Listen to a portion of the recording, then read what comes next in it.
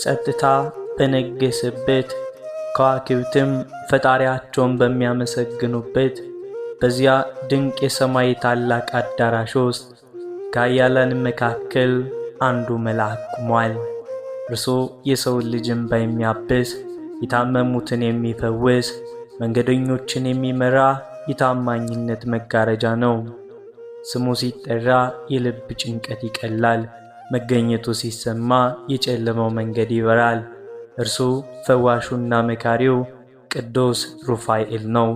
ዛሬ የዚህን ታላቅ መልአክ ድንቅ ትረካ እናቀርባለን። አብራችሁን ቆዩ።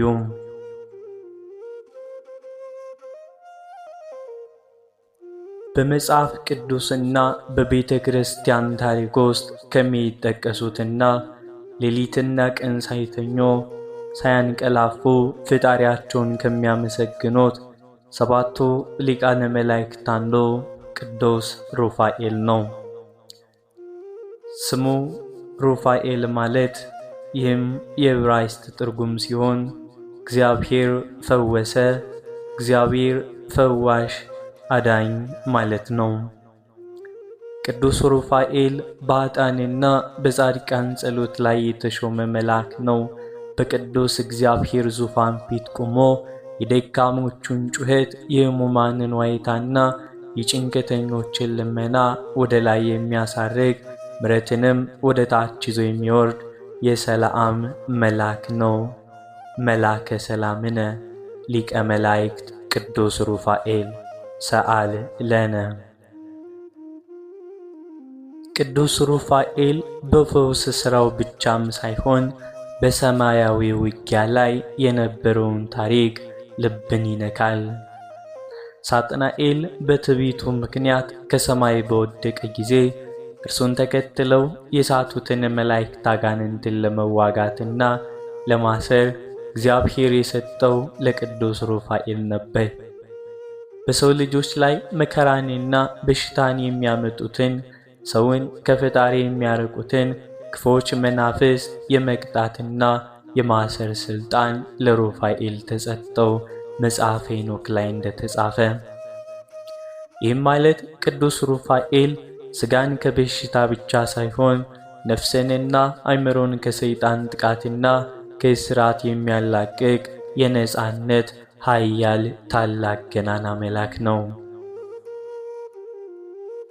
የዚህ ታላቅ መልአክ የፍቅርና የትሕትናም ታሪክ በጉልህ የሚታየው በብሉይ ኪዳን ዘመን በምርኮ አገር በነነዌ ይኖር በነበረው በጻድቁ ጦቢት ቤት ውስጥም ነው። ጦቢት እግዚአብሔርን የሚፈራ የተራቡትን የሚያበላ የታረዙትን የሚያለብስና የሞቱትን እስራኤላውያንን በድብቅ እየቀበረ መልካም ሥራን የሚሠራ እውነተኛ ቸር ሰው ነበር። ነገር ግን በአንድ ወቅት ከባድ ፈተናም ደረሰበት።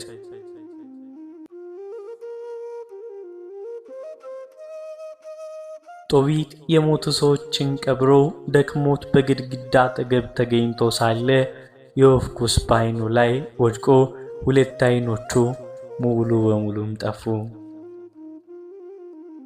ጦቢት ታወረ፣ ንብረቱም አለቀ። ሚስቷና የሰዎችን ልብስ እየፈተለች ቤቱን ለመደገፍ ትጥርም ነበር። ነገር ግን በድህነታቸውና በችግራቸው ምክንያት በመካከላቸው ለመግባባት ተፈጠረ። ጦቢት እጅግ ከማዘኑም የተነሳ ወደ እግዚአብሔር እያለቀሰ ጸለየ፣ እንዲህም አለ። አቤቱ አምላኬ ሆይ ነፍሴን ከዚህ መከራ አሳርፋት፣ ሞትን ስጠኝ እያለ መሪር እንባን አፈሰሰ። በተመሳሳይ ሰዓት ከነነዌ ርቃ በምትገኝ ኤቅባጣን በምትባል ሀገር የጦቢት ዘመድ የሆነው የራጉኤል ልጅ ሳራ በተባለች ቆንጆ ሴት ላይ ታላቅ መከራም ወርዶ ነበር። አስመንዴዎስ የተባለው ክፉ ጋኔን ያጸናወታት ስለነበር ልታገባ የሞከረችው 7 ባሎች በሙሉ በየሰርጋቸው ዕለት ማታ በጋኔኑ ይገደሉ ነበር። የሰው ሁሉ መሳለቂያና መጫወቻ ሆነች። አገልጋዮቿ እንኳን ሳይቀሩ ባሎቿን የምትገድል የተረገመች እያሉ ይሰድዋት ይዘባብቱባትም ነበር። ሳራ ወደ ፎቅም ወጥታ ለ3 ቀን ሙሉ ሳትበላና ሳትጠጣ እያለቀሰች ፈጣሪዋን ለመነች። አቤቱ አምላኬ ሆይ እኔ ንጹሕ ነኝ፣ ይህንን ስድብ ከምሰማ ነፍሴን ውሰዳት፣ ምድር ላይ በቅቶኛል እያለች ቀንና ሌሊት ታነባ ነበር።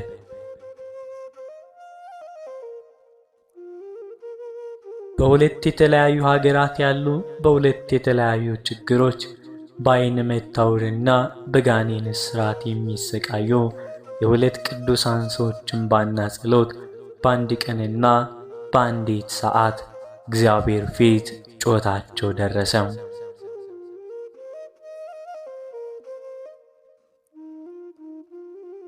እግዚአብሔርም የጦቢትን ዓይን እንዲያበራ የሳራን የእንባ ስድብ እንዲያጠፋና ሁለቱም ቤተሰቦች በደስታ እንዲያገናኝ ታላቁን መሪና ፈዋሽ መልአክ ቅዱስ ሩፋኤልን አዘዘው።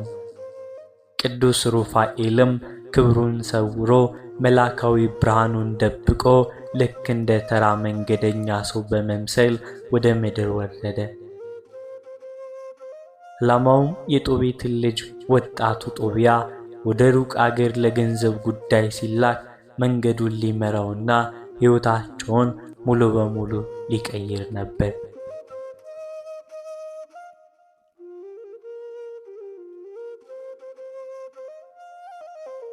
ታላቁ መልአክ ቅዱስ ሩፋኤል የሰዎችን እንባ ለማበስ ወደ ምድር በሰው አምሳል ወረደ። ጦቢያ ከማን ጋር እንደሚጓዝ አያውቅም ነበር።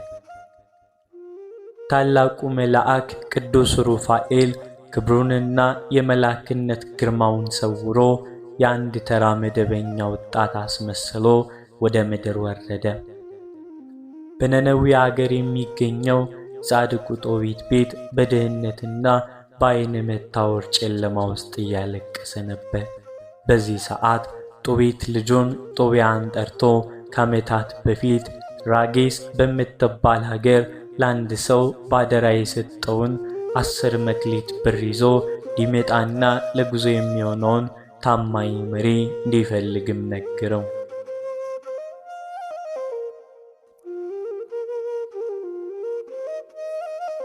ወጣቱ ጦቢያ መንገዱን የሚያውቅ አብሮት የሚጓዝ ሰው ፍለጋ ወደ ውጭ በወጣም ጊዜ አንድ ቆንጆና ግርማ ሞገስ ያለው ወጣት ከደጃፉም ቆሞ አገኘው።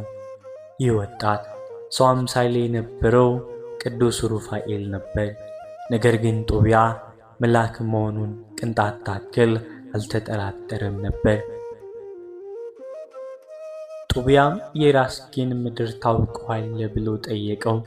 መልአኩም ፈገግ ብሎ አዎ መንገዱንም አውቀዋለሁ፣ እዚያ ካለው ከዘመድ ከራጉኤል ቤትም ቆይቻለሁ አለው። ጦቢያ በደስታ ተመልቶ ወደ አባቱ ወደ ጦቢት ዘንድ ይዞት ገባ። ዓይኑ የጠፋው ጦቢት ወንድሜ ሆይ ከየት ወገን ነህ ብሎ በጠየቀው ጊዜ ቅዱስ ሩፋኤል ስሙንና ማንነቱን ደብቆ እኔ የታላቁ ሐናንያ ልጅ አዛርያ ነኝ አለው። አዛርያ ማለት እግዚአብሔር ረዳኝ ማለት ነው። ጦቢትም ታማኝና ከጥሩ ወገን የሆንክ መሪ ነህ ብሎ ልጁን ጦቢያን ባደራ መልክ ሰጠው።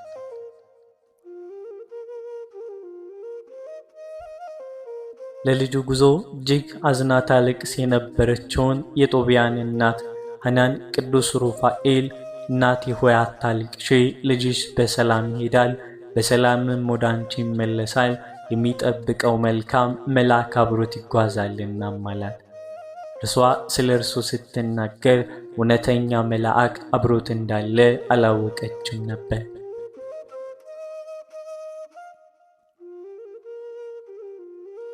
ጦቢያ ምስጢራዊ መሪው አዛርያ ቅዱስ ሩፋኤልና አንድ ታማኝ ውሻቸው ሆነው ታላቁን ጉዞ ጀመሩ። መንገዱ ረጅም ተራራና ሸለቆ የበዛበት አውሬና ሽፍታ የሚገኝበት አንድ መንገድ ነበር። ነገር ግን የሰላሙ መልአክ አብሮ ስላለ መንገዱ ሁሉ የተስተካከለም ሆነላቸው። የመጀመሪያው ቀን ጉዟቸውን ጨርሰው መሸት ሲል ጤግሮስ ወደሚባል ታላቅና አስፈሪ ወንዝ ዳርቻም ደረሱ።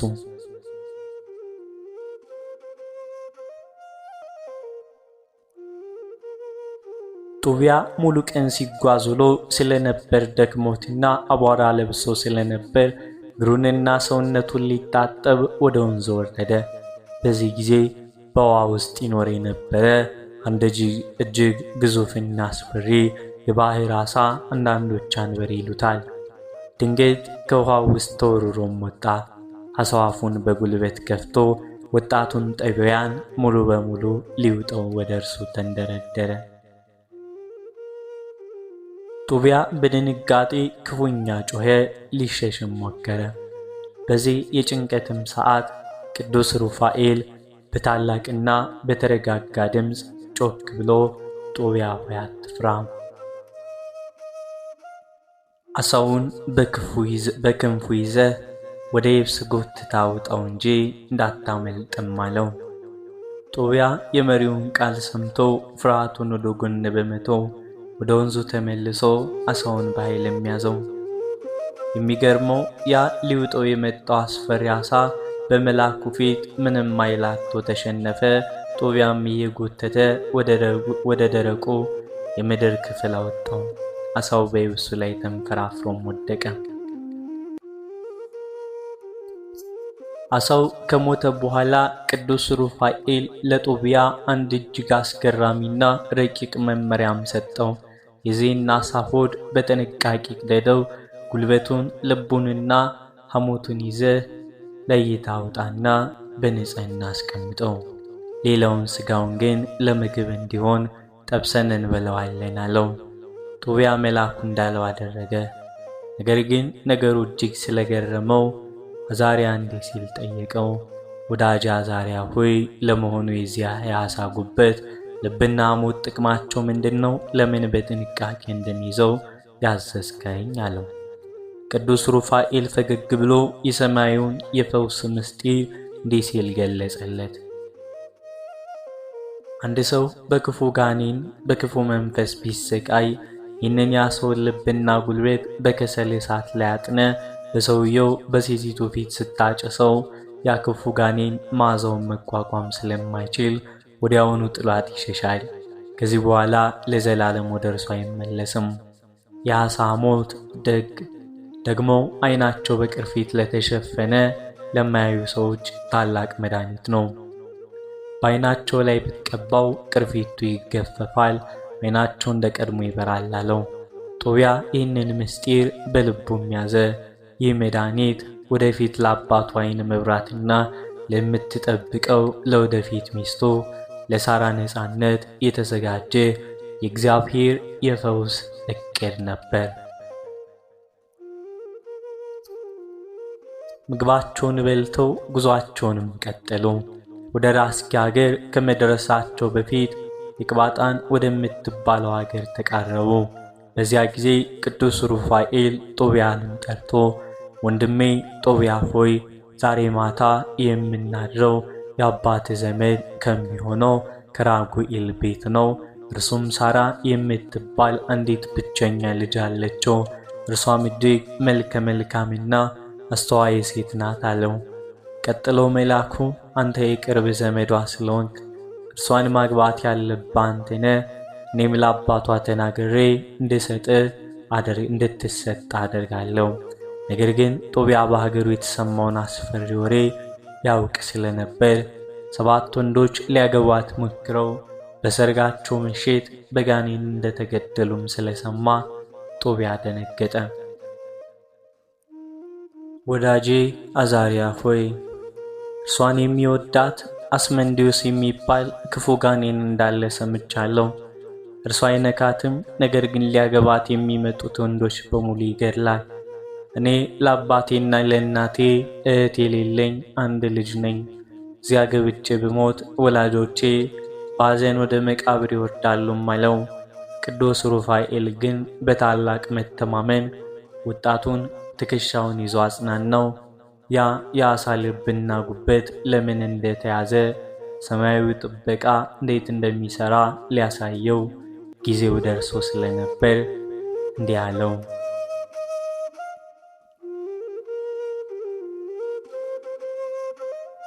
ወጣቱ ጦቢያ የመሪውን የአዛርያ ወይንም የቅዱስ ሩፋኤልን ቃል ሰምቶ የሞትን ፍርሃት ወደ ጎን በመተውና በእግዚአብሔር ጥበቃ ላይ በመታመን ወደ ኤቅባጣን ከተማም ዘለቀ።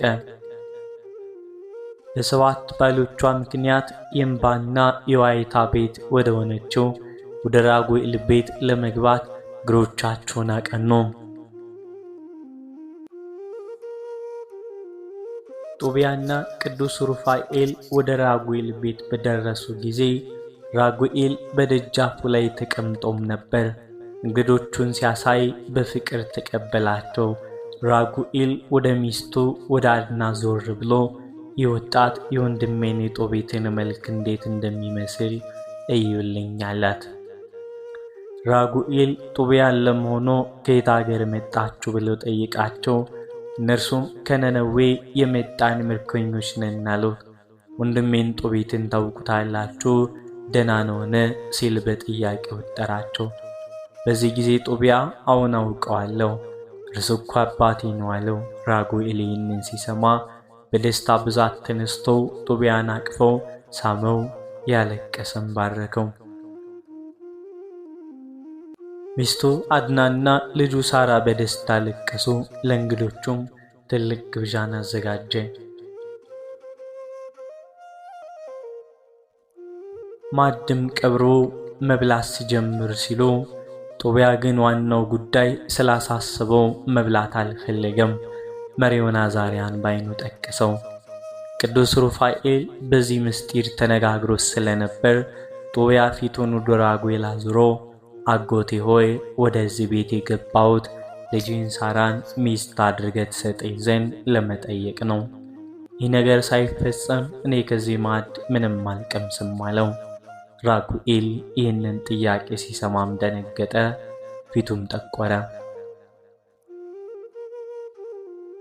ቀደም ሲል ለሳራ የሰጧቸው ባሎች በሙሉ በሰርጋቸው ምሽት በጋኔን እንደተገደሉባትና የወጣት የጦቢት አንድያ ልጅ በመሆኑ የእርሱም ሕይወት እንዳያልፍም ፈራ። ራጉኤልም ልጄ ሆይ እውነቱን ልንገርህ፣ ለልጄ 7 ባሎችን ሰጥቻት ነበር። ነገር ግን ወደ እርሷ በገቡበት ምሽት በሙሉ ይሞቱ ነበር። ስለዚህ አሁን ብላ ጠጣ፣ ሌላውን ለእግዚአብሔር እንተዋለን። ጦቢያ ግን በመሪው መልአክ ቃል ተማምኗልና የለም ዛሬውን እርሷን ለእኔ እንደምትሰጠኝ ቃል ሳትገባለኝ ከዚህ አልነሳም አለው። በዚህ ጊዜ ቅዱስ ሩፋኤል ጣልቃ በመግባት ራጉኤልን የወጣት እግዚአብሔርን የሚፈራና የአባት ወገን ስለሆነ ልጄ ልትሰጠው የሚገባው ለእርሱ ብቻ ነው። ሌሎቹ የሞቱት ያለ እግዚአብሔር ፈቃድና ያለ ሥርዓት ወደ እርሷ ስለቀረቡ ነው። አትፍራ፣ ስጣት አለው። ራጉኤልም በመሪው ቃል ተጽናንቶ የልጁን የሳራን እጅ ይዞ ለጦቢያ ሰጣት። በሕጉም መሠረት የገባቸውን ጽሕፈት ጻፉ። ምሽቱም እንዲያና እንዲህ ሲል ደረሰ። ሳራ ወደ ሙሽሪት ክፍል ተወሰደች። እናቷ አድና ልጇን ወደ ክፍሉ ስታስገባት አቅፋት ታለቅስ ነበር። ልጄ ሆይ እግዚአብሔር ይህንን የዓመታት ሐዘንሽን ወደ ደስታ ይለውጠው፣ አይዞሽ አትፍሪ ያለች አጽናናቻት። በሌላ በኩል ግን ራጉኤል ፍርሃት ስላደረባት ጦቢያ ሳይነቃ በሌሊት አገልጋዮቹን ይዞ ወደ ጓሮው ወጣ። ይህም ወጣት እንደ ሌሎቹ ሞቶ ካደረ ነገ ጠዋት የሰው መሳለቂያ እንዳልሆን ሬሳውን በድብቅ የምንቀብርበት ጉድጓድ እንቆፍር ብሎ የሞት ጉድጓድ መቆፈር ጀመረ።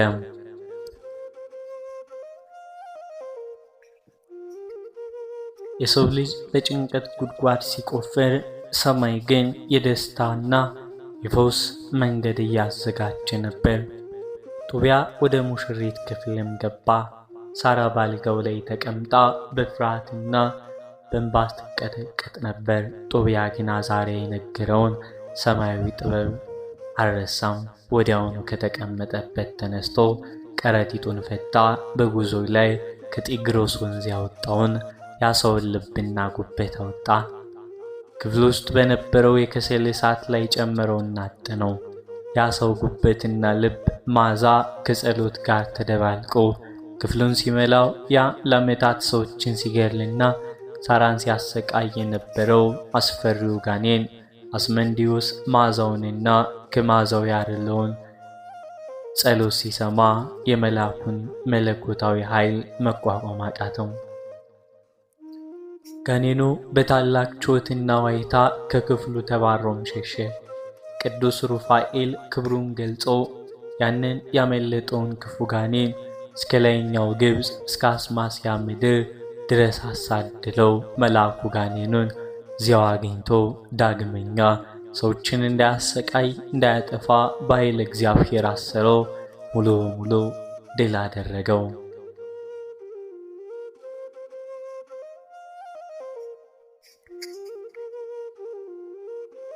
ክፉ መንፈስ ከተባረረ በኋላ ጦቢያን ሳራን ከተቀመጠችበት አስነሳትና እንዲህ አላት፣ እህቴ ሆይ ተነሺ፣ እግዚአብሔር ምሕረቱንና ፈውሱን እንዲሰጠን አብረን እንጸልይ አላት። ሁለቱም በአንድነት ቆመው እጆቻቸውን ወደ ሰማይ ዘርግተው እንዲህ ሲሉ ጸለዩ። የአባቶቻችን አምላክ እግዚአብሔር ሆይ ፍጥረት ሁሉ ለዘላለም ያመስግንህ። አንተ አዳምንና ረዳት እንድትሆነው ሔዋንን ፈጠርክ። አሁንም አቤቱ ይህችን እህቴን የምወዳት በፍትወት ምኞት ሳይሆን በቅንነትና በሕግም መሠረት ነው። በእኛ ላይ ዘንልን፣ ሁለታችንም በአንድነት አርጅተን በሰላም እንድንኖር ፍቀድልን ብለው በሰላም ለመኑ፣ ጠየቁ።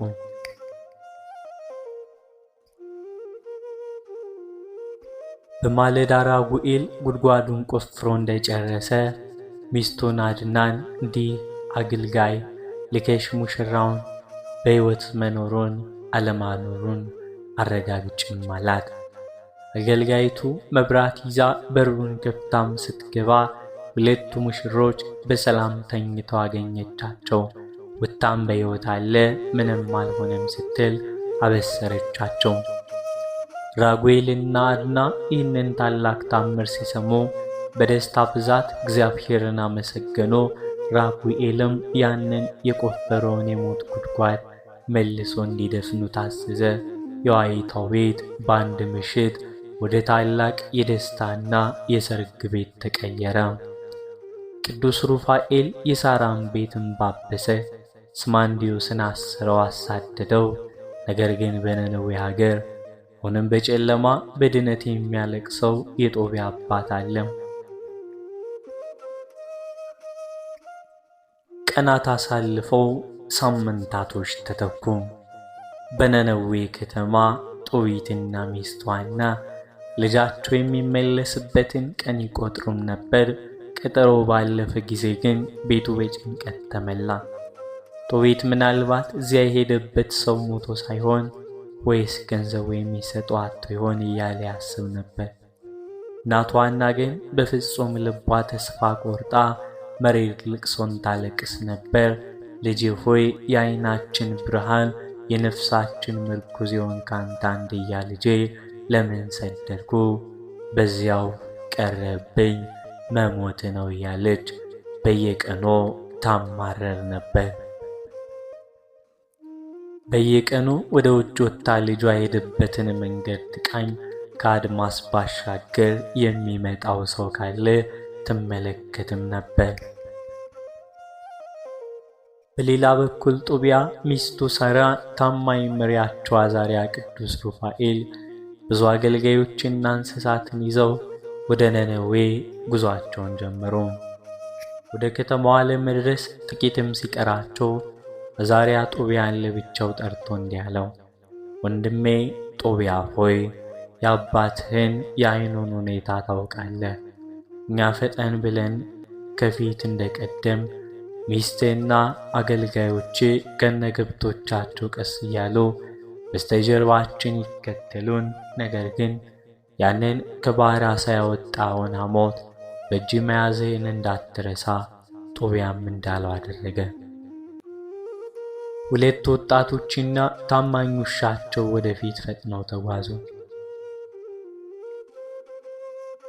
ሐና እንደለመደችው መንገድ ላይ ቁጭ ብላ ስትጠባበቅ ድንገት ከሩቅ የሁለት ሰዎች የአንድ ውሻም ጥላዋም ታያት።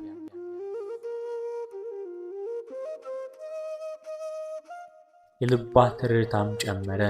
በጥንቃቄ ስታይ ልጇ ጦቢያ መሆኑን አወቀች። በታላቅ ድምፅ እየጮኸች ወደ ቤት ሮጠችና ለባሏ ለጦቢት እነሆ ልጅህ ያ አብሮት የሄደው ታማኝ መሪ የመጡ ነው ብላ በሰረችው። ዓይኑ ጨልሞ የነበረው ጦቢት ተነስቶ ወደ ደጃፍ ለመውጣት ሲሞክር በሩን ግድግዳውን እየሳተ ይሰናከል ነበር። ጦቢያ ወደ ደጃፉ የደረሰውን አባቱን ለመገደል ወደፊት ተንደረደረ።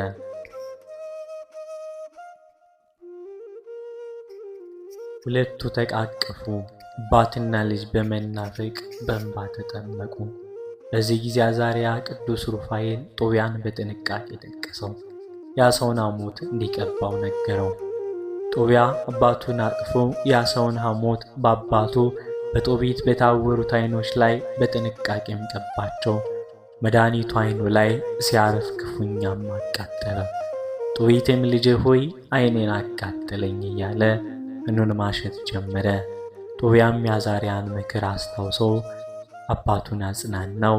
ልክ በዚያ ሰዓት እጅግ አስገራሚ ተአምር ሆነ።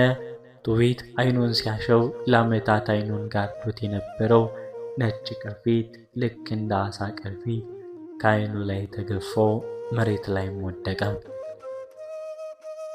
ጦቢት ድንገት ዓይኑን በለጠጠ ጊዜ ብርሃንን አየ። ልጁን ጦቢያን፣ ሚስቱን ሐናን፣ ከፊት ለፊቱ የቆመውን መልአክ መልካሙን ወጣት አዛርያን በግልጽም ተመለከተ።